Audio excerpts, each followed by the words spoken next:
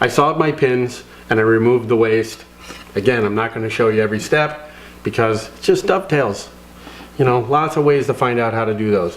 One of the things that I really wanted to show you in this episode is we need to make sure that the rabbet is lining up perfectly all the way around this box. That way when I put the bottom in, you don't have any funky gaps inside. So what I want to do is line my dovetails right up on my scribe line, and I want to make sure that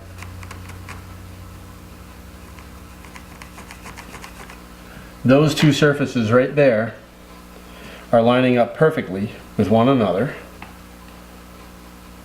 Now you can scribe these off with a pencil or a marking knife, whatever gets you going. I like a pencil though. So I'm just going to scribe my dovetails off. And this way, if there's any variation between the widths of my boards, it's going to stick out the top, and that way I can always run a hand plane over this to level those up. If I had the variation buried down here into my rabbet, like I said, what's going to end up happening is things are just going to get twisted. You're going to put the bottom in there and you're going to have a funky gap in one corner but not in another. So I wanted to make sure that I showed you that. So now it's time for me to cut out all those tails.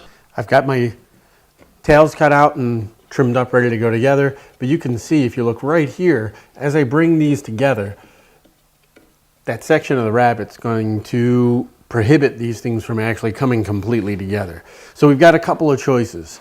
We could just cut the one piece of the rabbet off and then drive it in so that it fits right inside the other rabbet.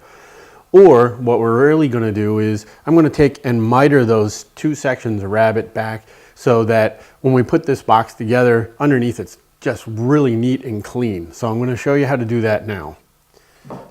Now that I've got them apart, what I'm going to do is miter back each section of the rabbet. So the place I start with that is I take my pin board, and the first thing I want to do is take my dovetail saw and run just a nice little saw curve, just like that, right up into the outside edge. Right down in this area here, brought it in to about here. I oversawed a little bit. I did not saw through on this outside where you would see the line on the outside, but if you look from the end,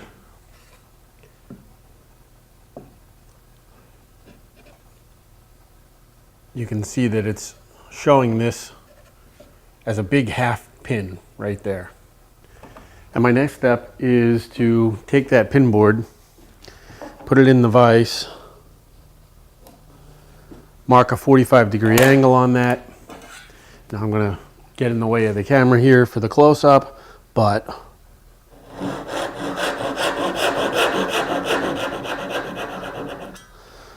so you can see I just sawed that free, but I'm way heavy of my line.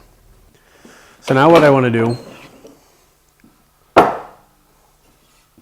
is take this other side, put it in there, take my combination square, mark out the 45, and again I'm going to saw it heavy of where it actually wants to end up.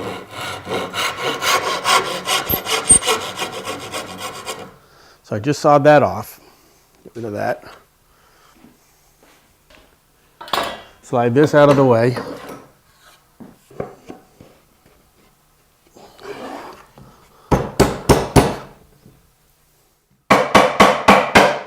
Tap those down a little bit.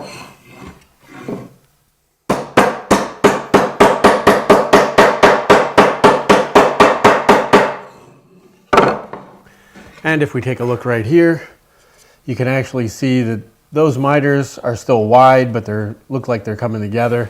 And I've still got plenty of room here to put this together. So what I want to do is something called kerfing. And now that I've got it in the vise, I can just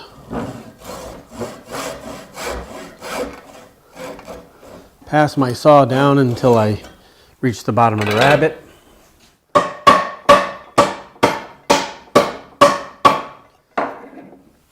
And you can see this is starting to close up here, and I'm starting to get a fairly decent miter. Now, I still have a fair amount of end grain on this piece here, you know, the long side. So what I want to do when I run my saw kerf in there is make sure that I'm cutting the bulk of the waste off of that side. So I set it up against the short side, tap that down and in.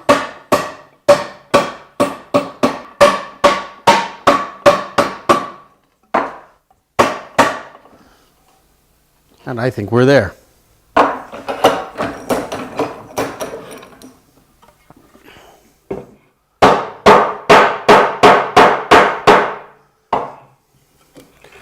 Not so bad, got a little bit of stuff sticking up in there in the corners. Some small fibers that evidently picked up on the way up, went through.